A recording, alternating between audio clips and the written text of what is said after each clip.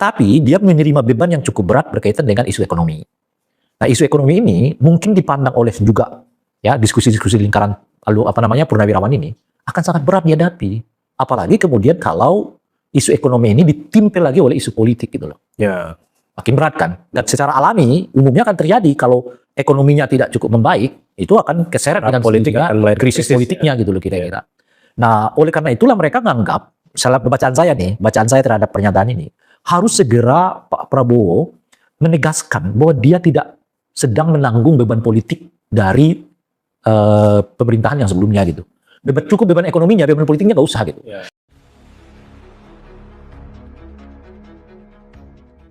Sebab kalau kita lihat sekarang nih Nania, hampir kritik orang secara politik kepada Pak Prabowo itu memang berhubungannya dengan Pak Jokowi. Nah, saya lihat sekarang ada 4 kelompok lah ya yang mengkritik Pak Jokowi nih dan selalu masih ngejar-ngejar Pak Jokowi terkait dengan 4 isu dengan 4 kelompok ini. Termasuk ijazah palsu ya. Nah, itu banyak. Satu yang posisi Arfi yang saya bersama dengan teman-teman di Nurani 98 sudah mengadukannya melaporkannya kepada KPK. Dan bukan kita saja. Sebagai pemimpin korup gitu ya. Iya, yang posisi Arfi. Ya. Kan jauh sebelum itu juga pernah dilaporkan oleh saudara Ubaidillah Badrun kan. Ya. Di 2023 dilaporkan ya terkait dengan harta kekayaan Kaisang maupun Gibran saat masuk itu, kan. jet pribadi. Habis 2024 jet pribadi gitu ya. 2025 yang lalu posisi Arfi itu gitu. Nah, tapi selain kita ada sekitar 5 organ juga yang ikut melaporkannya sebetulnya gitu. Nah, ini yang sekarang pertama tuh terkait dengan kalau ini kan dugaan tindak pidana korupsi lah gitu. Nah, yang kedua berkaitan dengan ijazah. Nah, ijazah ini memang bukan isu baru, isu yang justru mulai sejak tahun 2015-an kan, sampai sekarang tuh menggelinding terus. Dan makin hari ke sini makin membesar nih isu. Karena semakin banyak hal yang diungkap sebagai indikasi kejanggalan. Ya, itu dia. Dan anehnya sekarang makin menguat gitu loh. Kenapa makin menguat? Ya karena kalau waktu di zamannya Pak Jokowi berkuasa, kan orang-orangnya bisa dipanggilin tuh gitu loh, Bang. Dan ada beberapa yang jadi terpidana. Nah, sekarang kan ya sudah lebih terbuka lah untuk mempersoalkan itu. Gitu. Pengaruh dia ke penegak hukum juga sudah mulai. Ya secara alami kan juga akan berkurang. Lagi pula dilihat oleh publik kan sekarang gitu ya. Nah, ini kelompok kedua nih yang mempersoalkan termasuk Roy Suryo lah di dalam. Nah, itu yang kelompok Roy Suryo macam-macam itu. Nah, kelompok yang ketiga terkait dengan konstitusionalitas dari Gibran. Nah, inilah yang sekarang termasuk purnawirawan macam-macam dan sebagainya ini. Dan itu selalu relevan ya untuk Tentu saja kan kita ada peringatkan sejak dari awal bahwa ini tidak akan selesai dengan hanya diketuk hakim itu. Akan jadi catatan secara kelam di dalam konstitusi dan juga sejarah politik Indonesia.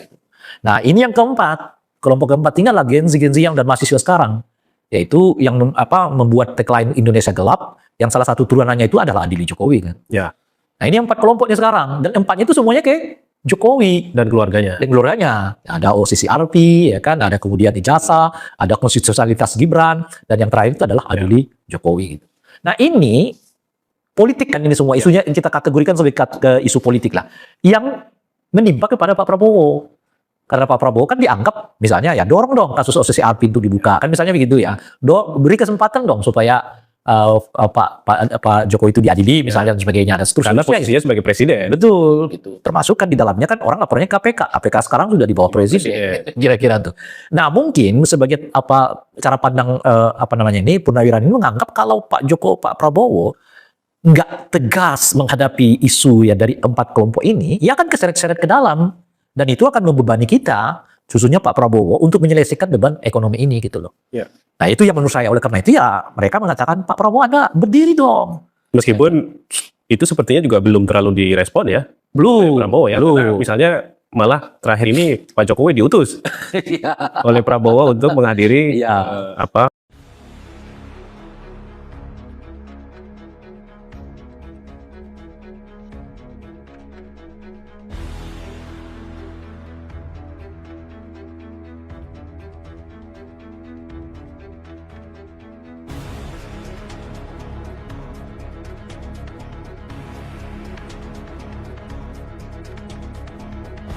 kalau digitu-gituin harus menjalani hukuman, dia harus merasakan dinginnya lantai itu. Orang Jawa engge makan dalam kan, kalau orang Sumatera temu hantam, benar nggak Bang? Iya.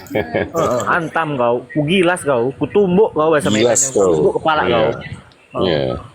kono koin aku udah tuh, kau biarkan pula aku kan. Wah, apa Ku bikin Kalau jadi dia nggak mau dihukum, dia ke Batam sini, aku suruh dia tidur di mata kucing dari jam 1 malam sampai pagi. Kalau dia nggak lari dari situ, dia nggak dihukum. Tapi kalau dia lari, dia dihukum seberat-beratnya.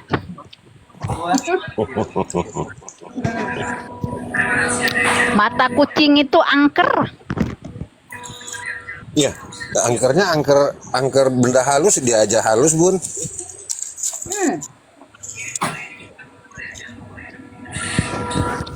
Lewat di situ, kalau udah lewat jam 1 malam, nggak ada yang berani. Iya, maksudnya nggak berani itu kenapa? Manusianya kah banyak yang jahat atau memang ada makhluk yang aneh? Ada makhluk yang aneh. Loh, mereka aja makhluk aneh, Bun. Itu lebih aneh dari mereka. Oh gitu ya. Iya. Mereka ini bisa sampai lembut, badan mereka bisa dibuatnya, tapi nggak mati gitu.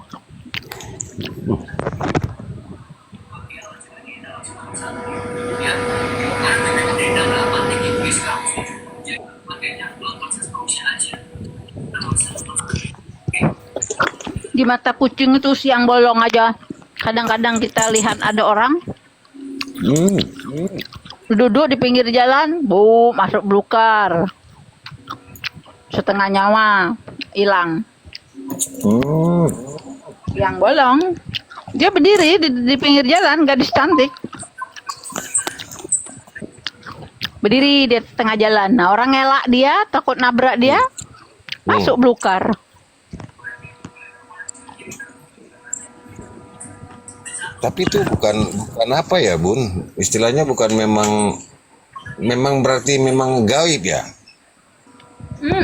Ya, itu di situ dia ditabrak juga meninggalnya tuh. Oh. Jadi istilahnya dia penasaran mau balas dendam sama laki-laki. Laki-laki, cewek enggak. Jembatan Laki-laki aja. Jembatan Singanis Ancol dong ya? Dia tapi laki-laki aja. Kalau cewek enggak.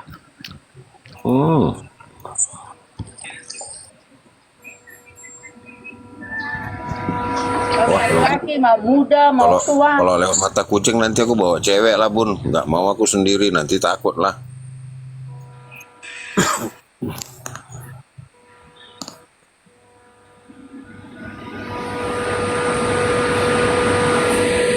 Ada apa, Bang Muhammad? Kok kayak ada suara?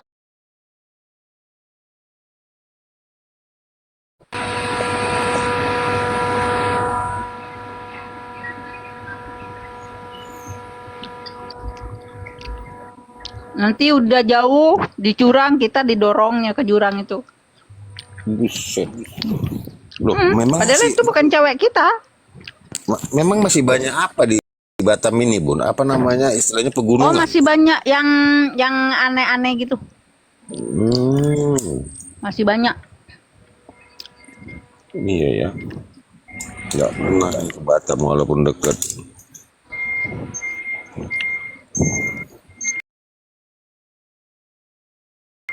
Dia ngajak kita jalan, nyerupa cewek kita. Ya kita kan mau aja diajak cewek kita, ayo bang kita jalan ke sana. Ya mau aja kan cewek kita. Padahal cewek kita enggak di situ, atau cewek kita pergi ke makan apalagi gimana. Nah dia ngajak gitu. Nanti giliran udah dicurang, didorongnya jerit-jerit. Lah kenapa kata ceweknya? Lah bukannya kamu katanya ngajak aku tadi ke sini. Ya mana ada katanya aku nggak ada ngajak kamu ke situ. Oh, aneh ya? Aneh ya, Bun? Nggak ada kata ceweknya. Aku aja lagi makan katanya, baru selesai makan. Aku kira kamu kemana? Dia Kata ceweknya. Tapi bukannya kamu tadi ngajak aku? Katanya. Ya orang lagi makan maksudnya. Kemana boleh ngajak?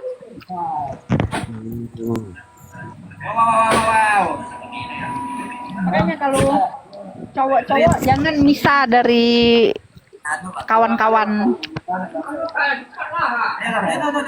Kucing ya. Kucing, mata kucing dua. Apa bun? Mata kucing namanya. Oh, Bukit mata kucing. Di atas bukit itu ada mata kucing. Emang ada apanya nih? Ada lambangnya? Ada pohon mata kucing ya. Pohon buah kelengkeng itu.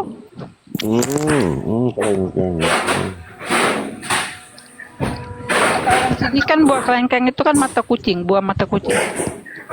Oh, kelengkeng itu ya bun?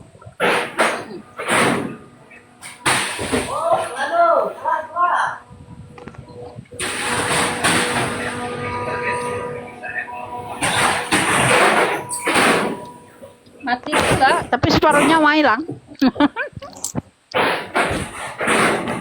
Ada yang menyerupai ceweknya, padahal ular besar, udah dibelit, jerit-jerit. Buset. Tapi nggak apa-apa kan? Tapi nggak apa-apa Enggak, kan? cuma dia takut lah, ditakut-takutin. Iyalah. Ini nggak mau lah ya. Tapi kalau nggak cepat datang orang, nah ditelan lah. Kenapa aja. Hilang. Kalau datang Bun. orang, udah dilepasnya.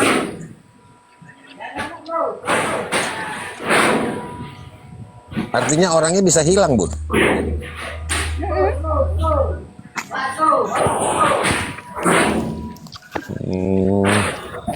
Di situ angker iya, orang suka begal-begal iya,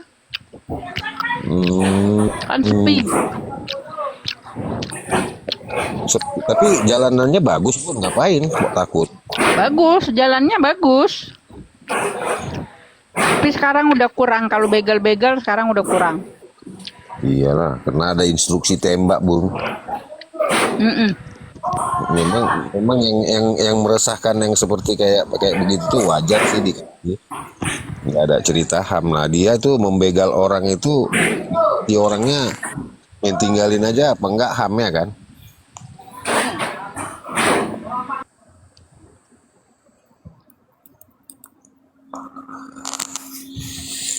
Memang kalau begal tuh dikasih besi panas tuh cocok itu. Ya, setuju lah, maksudnya memang wajar kan, karena begal ini kan nggak ada yang baik budi. Istilahnya dia cara mengambil sepeda motornya baik, atau orangnya nggak sampai gimana-gimana gitu. Ini nggak, jadi mayat.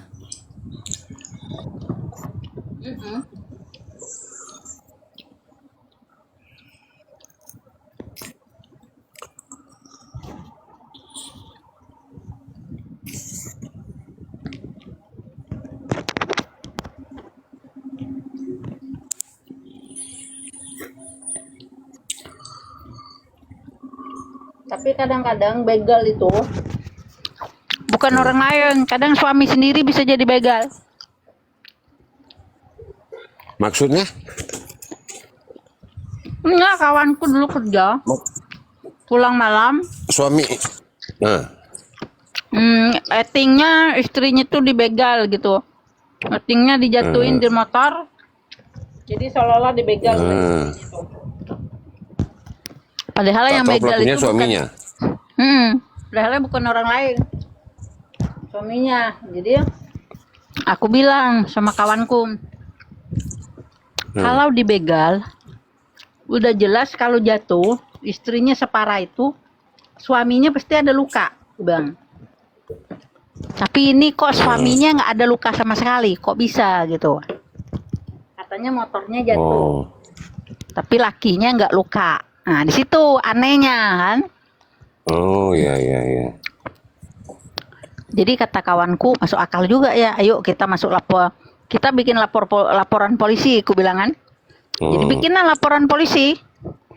Bikin laporan polisi di tempat jatuh itu, diperiksa. Kalau dibegal kan pasti ada, dia pasti bawa motor itu ada ngerem, ada jalan melencak-lencok gimana gitu kan, ada penyetopan. Ini nggak ada. Ya fungsinya dia gitu berbuat seperti itu untuk apa ya Bun maksudnya? Untuk main judi togel. Oh, walah. Jadi diperiksa lah, kalau ditanya lah suaminya tuh. Diperiksa, minta tunjukin tempat itu gugup dia. Pas gugup, aku bilang, Pak, tangkap suaminya. Kenapa Bu? Itu pelakunya suaminya. Kalau enggak, nanti dia ngaku, tangkap dulu.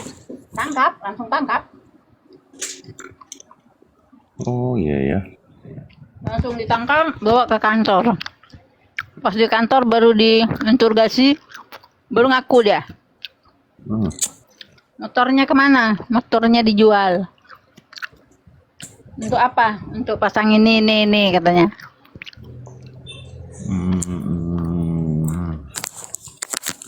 Ya berarti dia sekongkol dong sama istrinya Bun.